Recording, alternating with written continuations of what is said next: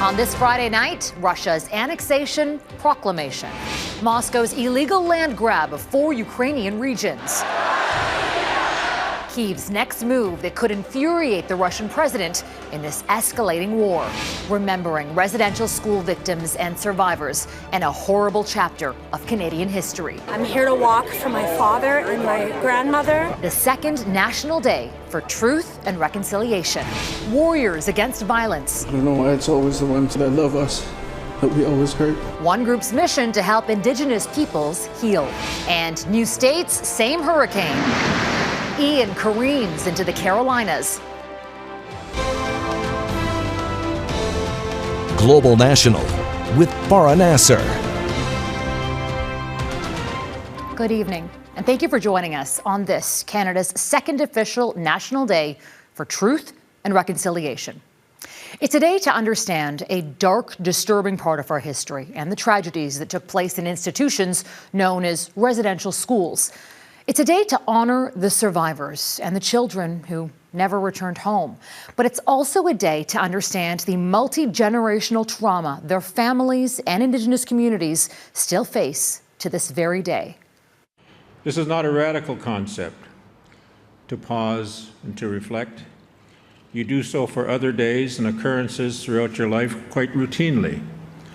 On November 11th, for example, you wear your poppy. Today, many people wore orange at events held right across the country to mark the National Day for Truth and Reconciliation. Today is also Orange Shirt Day, an Indigenous-led grassroots movement that started in 2013. Many say we need truth before reconciliation, and today is an important part of that. Our Abigail Bimman was at a special event that also took place in our nation's capital to mark the Day of Remembrance and has our top story tonight.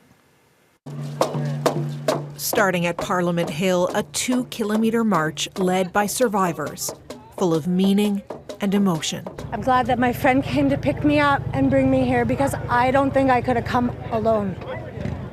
I'm here to walk for my father and my grandmother. To be here is just overwhelming, and it's sad, but it's a really good feeling. And every time I spoke my chief language, I would get hit with a big stick like that. Brian Joseph Norman came from Winnipeg. He wants people to know he was sexually abused as a young boy at residential school. This walk, this day, is part of his healing journey. I'm honored that and really appreciate that how much people are starting to listen to our stories. And that's the hope here, that with more non-Indigenous people in the crowd and more attention to Indigenous issues in light of the suspected unmarked graves found at residential schools, the journey towards reconciliation may move faster. The heavy grief that we've all felt across Turtle Island, whether you're First Nations, Indigenous, or non-Indigenous, we all love our children. Only a small number of the 94 calls to action from the Truth and Reconciliation Commission have been enacted. If we go at this rate, it's going to take us 40 years to fulfill all of those calls to action, which is not acceptable. Along the route, and then at the afternoon program, this banner with the names of more than 4,000 children who died at residential schools, so long it took about 36 people to carry it. We must all recognize that the Indian residential school system is not just something for your history books. It is something that Indigenous peoples are still feeling the effects of each and every day. The Prime Minister among those to lay a pair of shoes on stage. He attended events in 2 cities, unlike last year when he drew criticism for his vacation with family in Tofino, BC. I hate you, residential school. I hate you. You're a monster. You're a monster built to devour innocent Native children. A day to focus on children and survivors and look to the future of reconciliation. Abigail Bimman, Global News, Ottawa. And today it can be triggering for some people. So if you're looking for help, you can call the Residential School Survivors and Family Crisis Line at 1-800-721-0066. The war in Ukraine has entered a dangerous and unpredictable new phase. Russian President Vladimir Putin walked into a packed hall at the Kremlin and declared illegal annexations of 4 regions in Ukraine, 18% of the country. To compare, that's about the size of the island of Newfoundland. In an elaborately staged speech, Putin called the sham referendums held in Ukraine the will of millions of people and accused the West of waging a hybrid war against Russia. Canada and the U.S. are now hitting Russia with new sanctions. Putin says the 4 occupied territories that you see here, Donetsk, Luhansk, Kherson, and Zaporizhia, are now part of Mother Russia, even though Russia doesn't hold full control over any of them. And Putin says he will defend the 4 eastern regions as if they were part of his country. Ukrainian military intelligence claims the risk of Russia using nuclear weapons is now very high. And Ukrainian President Volodymyr Zelensky is now moving to fast-track an application for Ukraine to join NATO. As Redmond Shannon reports, these events mark a further escalation in the conflict. And before we go to the story, we want to warn you, some of the images might be disturbing. A civilian convoy blown to pieces. This rocket strike in a Ukrainian-held part of the disputed Zaporizhia region killed at least 30 people Friday. Many more were injured. Those killed, including children, were about to cross into Russian-held territory. According to Ukrainian officials, they were delivering aid and picking up relatives for family reunifications. As ever, both sides in the war blaming the other. The timing of the deadly attack perhaps telling. In Moscow, Vladimir Putin flanked by the Russian-installed leaders of 4 Ukrainian regions, including Zaporizhia. A Red Square rally to celebrate their annexation, despite Russia not fully controlling any of the regions. Hurrah! Hurrah! Hurrah! It comes 3 days after so-called referendums in the regions where Moscow-backed authorities declared landslides in favour of joining Russia. There are reports some voters were forced to cast their ballots at gunpoint. The process and results condemned as shams by the West. On Friday, Canada, the US and others imposed new sanctions on Russia and Russian-backed officials in Ukraine. Subject to legal and parliamentary approval, Moscow now considers the areas Russian soil. President Vladimir Putin used the occasion to repeat a thinly veiled nuclear threat, saying Russia would use all means necessary to defend its territory, blaming what he calls the satanic West for provoking Russia's invasion, while at the same time demanding Ukraine lay down its arms and negotiate. Ukraine's Volodymyr Zelensky says he's prepared to talk, but only with a Putin successor.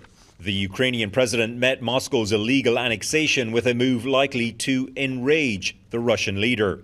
A formal request to fast-track NATO membership. We support Ukraine's right to choose its own path, to decide what kind of security arrangements it wants to be part of.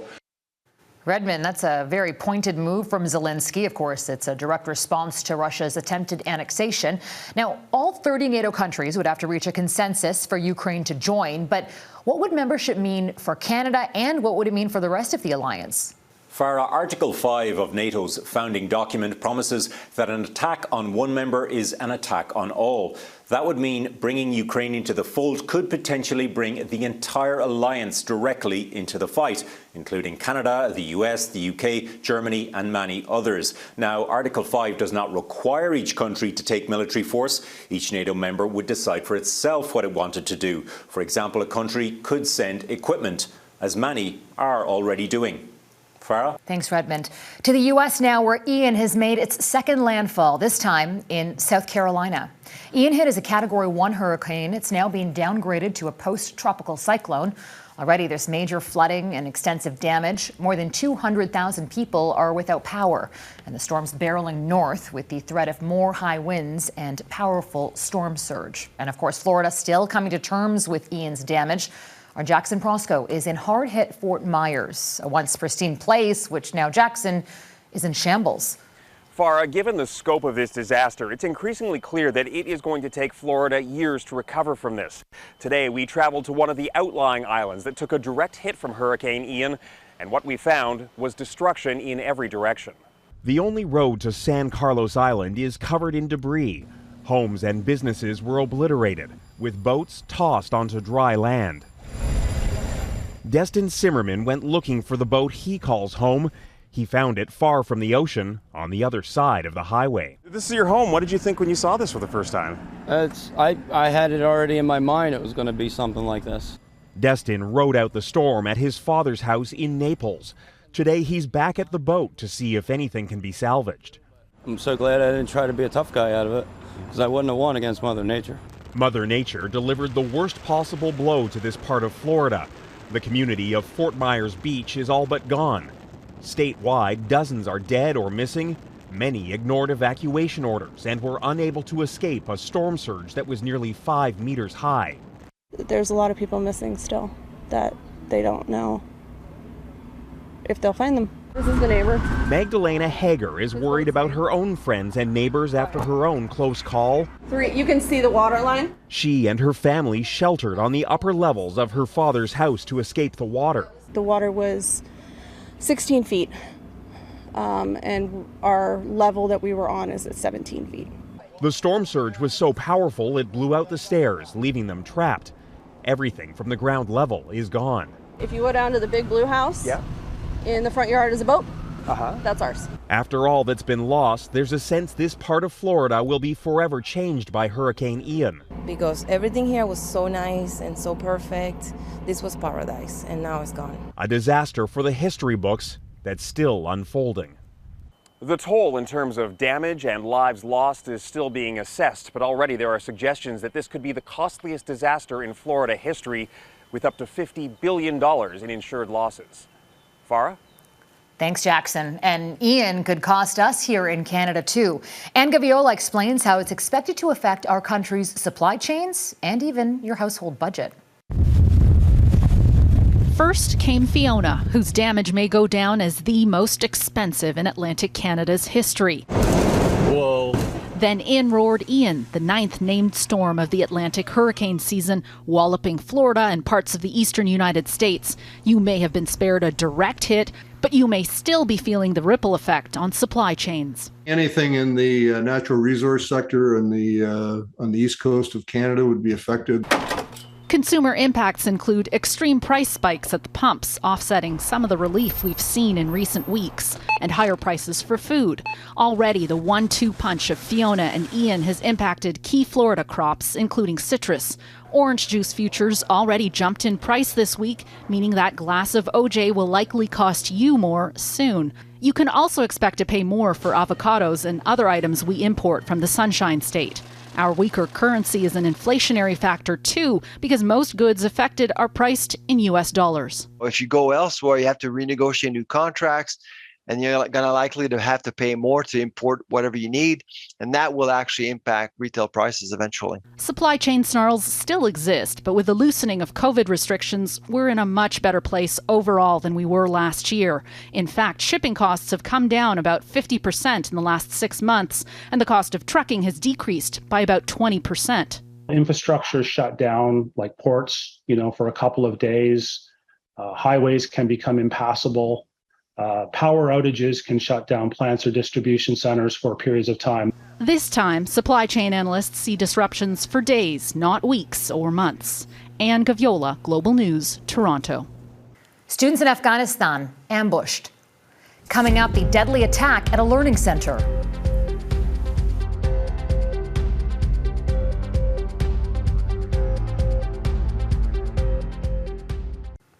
A suicide attack at a tutoring center in Afghanistan has killed at least 19 people, many of them female students, and injured dozens more.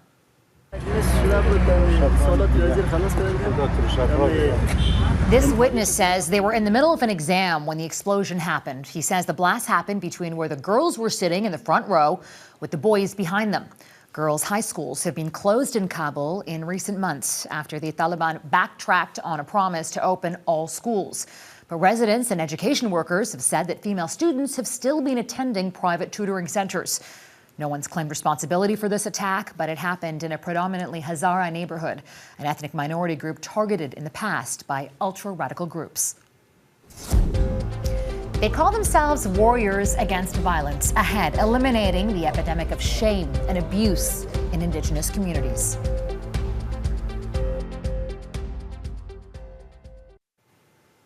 The mass killings in Saskatchewan earlier this month has drawn attention to what some are calling an epidemic of violence within Indigenous communities. The cause is clear. Violence is a known product of trauma. The solution, however, is more challenging. Heather Yurex-West explains. Twice a week, the warriors in this room smudge before going into battle, fighting an all too familiar foe. I'm the first one in my family to not go to residential school, my grandmother, my mother, and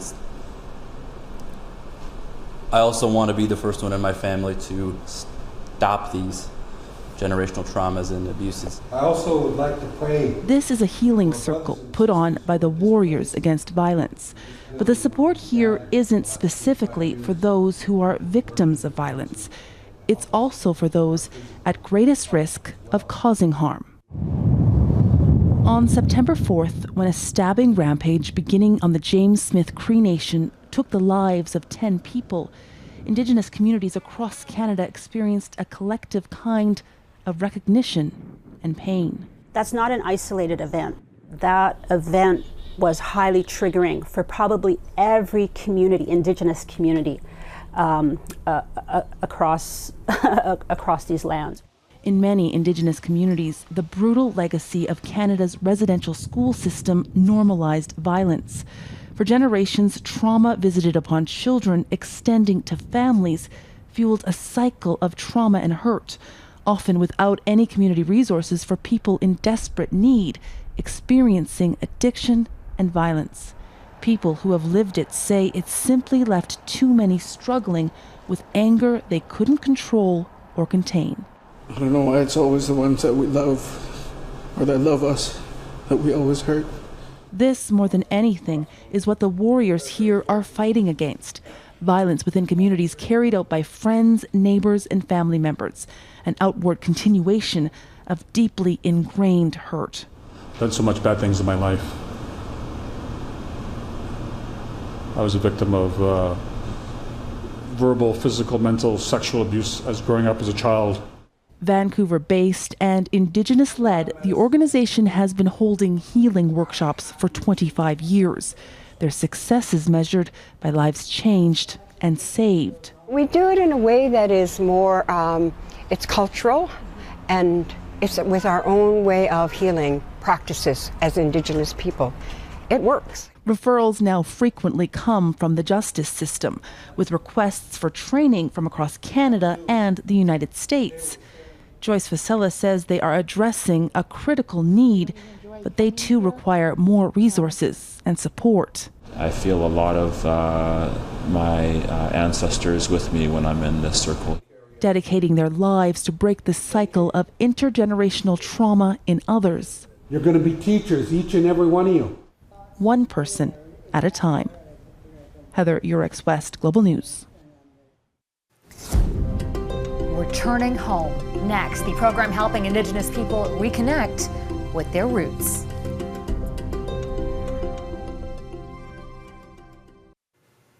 There's a new program on BC's Sunshine Coast, and it's designed to help Indigenous people who have been disconnected from their communities return home. It was created by a woman who was adopted at an early age and wasn't able to confirm she was Indigenous until she was an adult. Neetu Garcha reports. It was at this very place, the public market in Gibsons, BC, 7 years ago that Charlene Sanjenko was gifted this paddle featuring Indigenous designs at a fundraising event. I felt this amazing wave of emotion come over me. And that was actually the night that I decided I needed to prove what I think I intuitively knew. Sanjenko says she always knew she was different. She grew up with adoptive non-Indigenous parents who decided not to tell her she's First Nations. I think there's a feeling when you never get a chance to meet a parent. It would be 50 years before she would seek out that truth herself. It was all through paperwork. I found my adoption certificate, my birth mom's name. It said her age, which was 16, and it said, it just said Indian below that. It was a process that took over 3 years.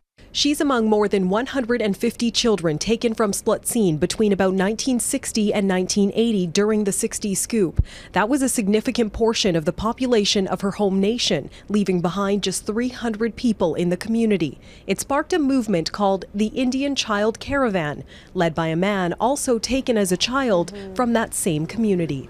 At that point in my life, I was 13 years old. I honestly thought about taking my life. So in that process, I just lost all hope. His name is Wayne Christian. He's a former 7-term chief who, through cultural healing practices, moved past the trauma and has now spent most of his adult years advocating for Indigenous children. And that was a big push for taking control of our own child welfare and enacting our own legislation. The only one in Canada to this point that does what we're doing. Seeing his work, Charlene got in contact with him last year, and now the two are working together to help others reconnect with their communities by hosting a healing event back here in Gibsons called For the Children. They're launching an initiative this fall called Our Nation Heals. Because that's how you change the world, is through the children. A full circle moment for two survivors sent on very different paths, now coming together in order to help others come home. Neetu Garcha, Global News, Gibsons, BC. And that is Global National for this Friday night. I'm Farah Nasser, and on behalf of our whole crew, I want to thank you so much for spending part of this important day with us. We leave you tonight with a look at 4 new Canada Post stamps. The first in what's expected to be an annual series showcasing the visions of First Nations, Inuit, and Métis artists for the future of truth and reconciliation. Until tomorrow, take care of yourselves and each other. Good night.